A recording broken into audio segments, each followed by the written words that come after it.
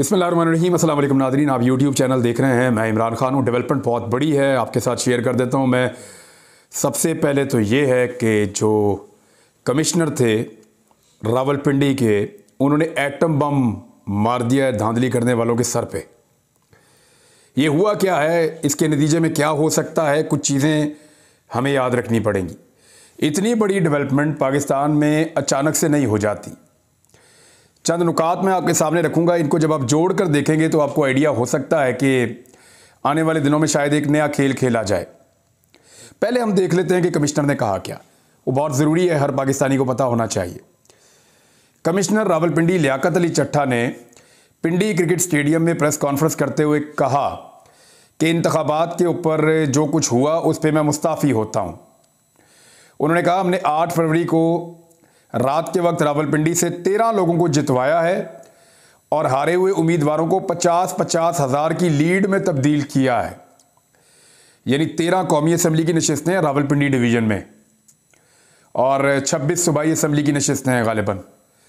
13 कौमी असम्बली की नशिस्तों में रावलपिंडी शहर की 3 हैं, टैक्सला की है, अटक की 2 सीटें हैं, चकवाल की 2 सीटें हैं, चक्री की सीट है, फिर ये गोजर खान की सीट है। ये सारी सीटें मिला जुला के आपकी 13 सीटें बन जाती हैं।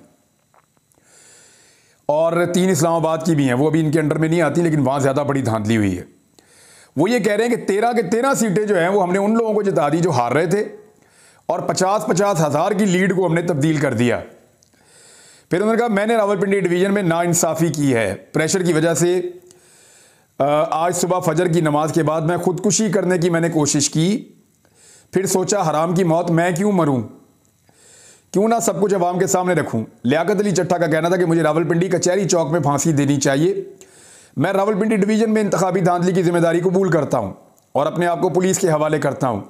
मुल्क की पीठ में मैंने जो छुरा घोंपा है वो मुझे सोने नहीं देता। मैं सकून की मौत मरना चाहता हूं और मुझे जुल्म की सज़ा मिलनी चाहिए। मेरे साथ चीफ इलेक्शन कमिश्नर और दीगर को भी सज़ाएँ दी जाएँ। कमिश्नर रावलपिंडी ने बताया कि हमने रावलपिंडी डिवीज़न की 13 कौमी असम्बली की सीटों पर हारे हुए लोगों को जितवाया। अपने मातहत रिटर्निंग ऑफिसर से मादरत चाहता हूं। जब मैंने उन्हें कहा कि आपने गलत काम करना है तो वो बेचारे रो रहे थे, मेरे मातहत ये काम नहीं करना चाह रहे थे। लियाकत अली चट्टा ने कहा कि चीफ जस्टिस और चीफ इलेक्शन कमिश्नर धांधली के इस जुर्म में शरीक हैं। 70,000 लीड वाले आज़ाद उम्मीदवारों को जाली मोहरें लगाकर हराया गया। मामले की सारी जिम्मेदारी कबूल करता हूं। मुझे फांसी दी जाए। पाकिस्तान तोड़ने के जुर्म में मैं शरीक नहीं हो सकता। अच्छा, इसके बाद इनको गिरफ्तार कर लिया गया है।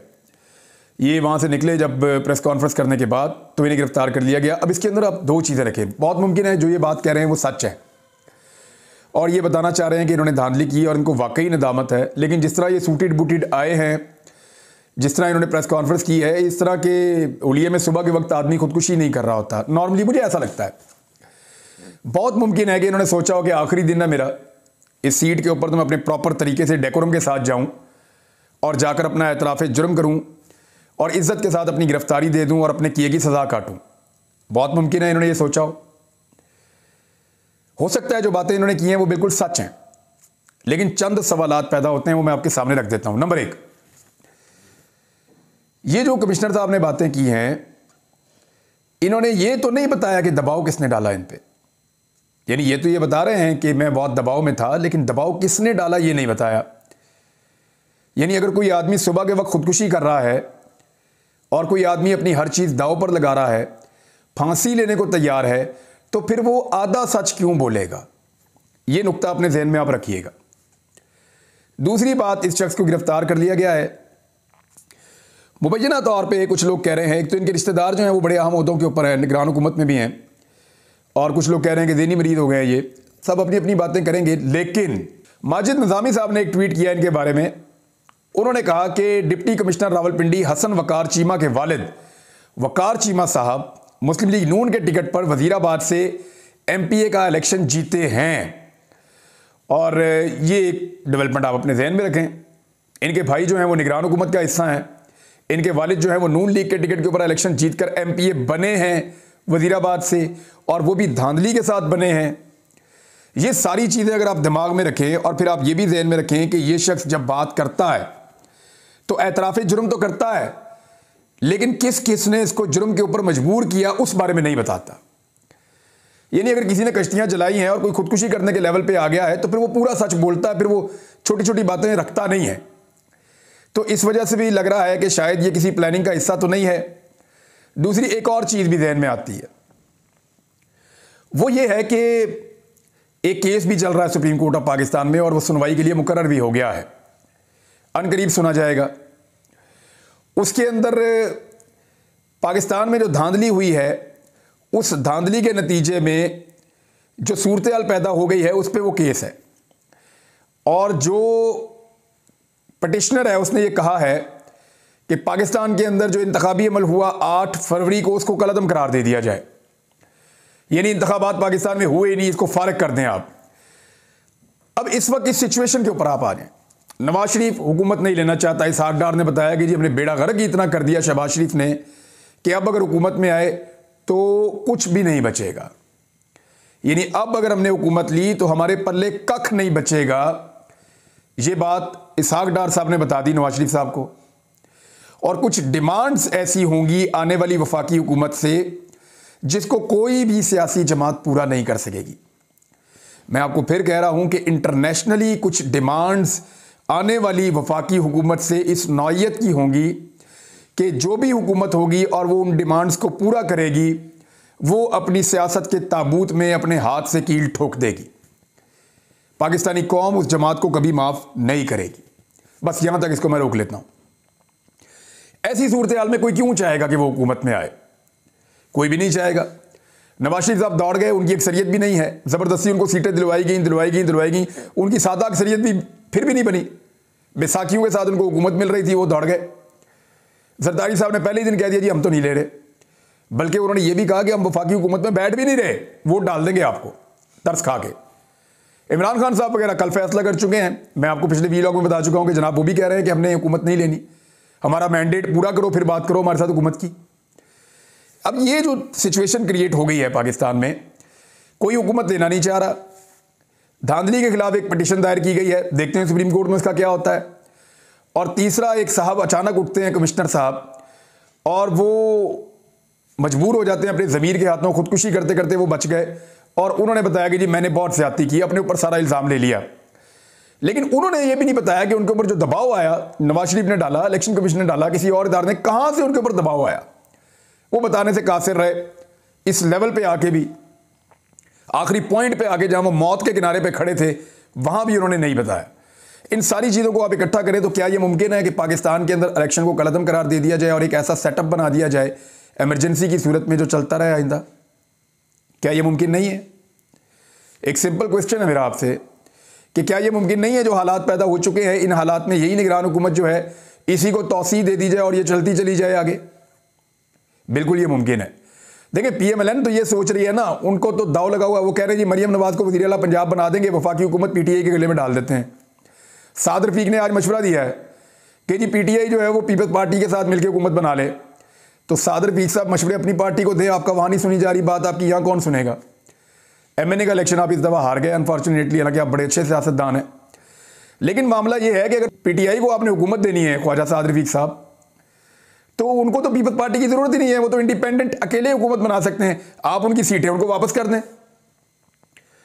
यानी 50 के करीब सीटों पे तो आपने माल मारी हुई है। 13 सीटें तो आज कमिश्नर साहब कह रहे हैं, 3 सीटें जो हैं वो इस्लामाबाद से हैं, 16 हो गई। फिर मंडी बहाउद्दीन और गुजरात की सीटें हैं, हाफजाबाद, सरगोदा, गुजरांवाला, नारोवाल, सियालकोट, 4 से 5 सीटें लाहौर से फौरी तौर पे निकल जाएंगी पीएमएलएन के हाथ से। अगर ये सारी सीटें निकल जाती हैं तो फिर तो पीटीआई खुद ही हुकूमत बना लेगी अपनी, उनको तो फिर किसी और की मदद की ज़रूरत ही नहीं रहेगी पाकिस्तान तहरीक इंसाफ को। तो ये जो पीपल्स पार्टी वाला मशवरा दिया जा रहा है, एक्चुअली वो चाह रहे हैं कि जिस तरह बांधा गया पीएमएलएन को, पीपल्स पार्टी को और पीटीआई को बांध लिया जाए। देखते हैं आने वाले दिनों में सिनेरियो क्या बनता है। लेकिन फजलुर रहमान साहब ने जो बातें की उसके बाद हालात बहुत कशीदा हैं।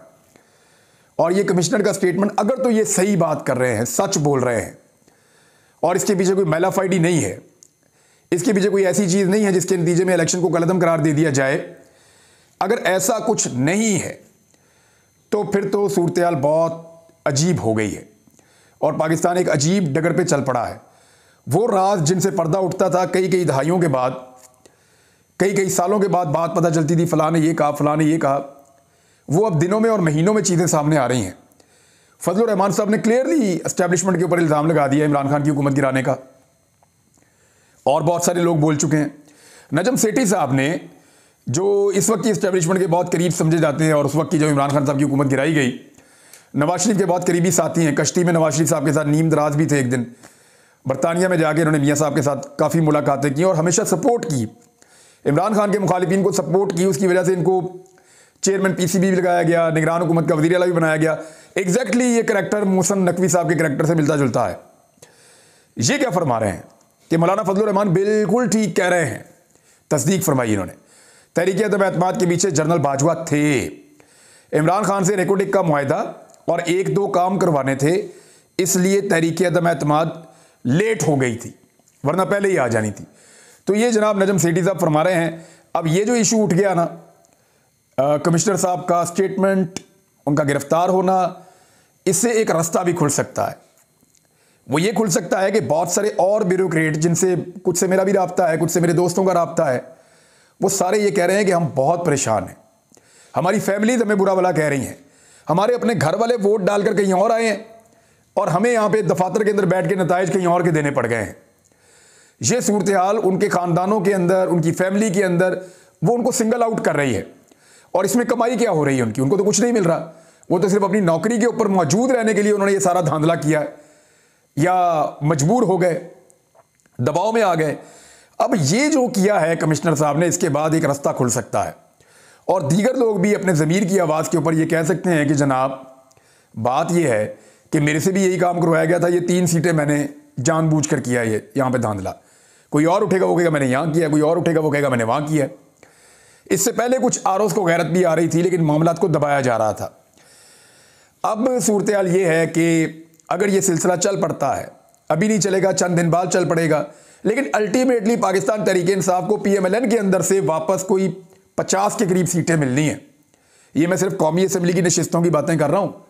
179 का उनका क्लेम है, पहले दिन से आप मेरा वीलॉग उठा के देख लें। इलेक्शन के अगले दिन मैंने आपको बताया था कि ये 179 उनकी सीटें हैं। आज भी वो कहते हैं 179 का हमारा क्लेम है। 179 ये उनका फिगर है, गोल्डन फिगर जो उन्होंने जीता है।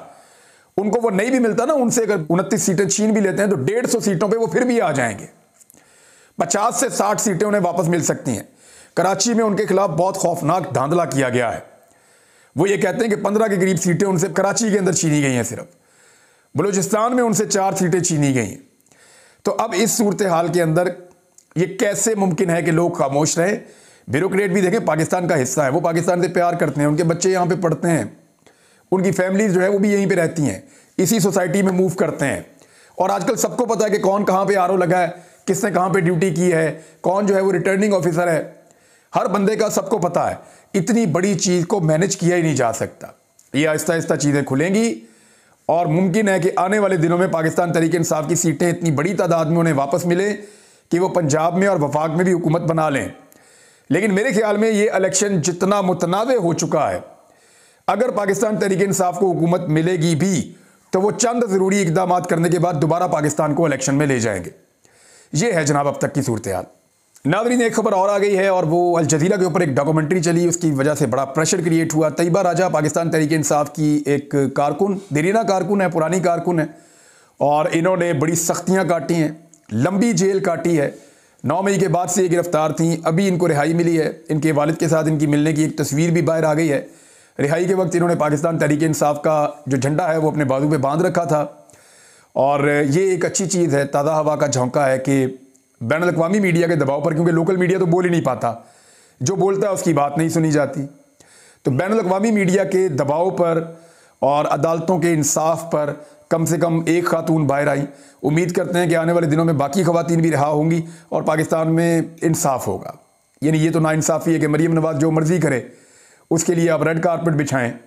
मरीम नवाज़ गालियाँ दे, बदतमीज़ी करे, वीडियो की धमकियाँ दे, फिल्में बनाए, ऑडियोज़ लीक करे, जो मर्ज़ी करे, गंदी गाली दे, कुछ भी करे मरीम नवाज़, क्योंकि वो नवाज शरीफ की बेटी है तो उसको आप प्रोटोकॉल देंगे, यानी निज़ाम उसको सारा को भी बिठाएगा। और एक मिडिल क्लास की लड़की अगर सिर्फ सवाल उठा दे तो उसके साथ ये सारा कुछ हो, तो ये तो ज़ेब नहीं देता किसी भी रियासत को। अब तक के लिए इतना ही। अपना ख्याल रखिएगा, अपने इस चैनल का भी। अल्लाह हाफ़िज़।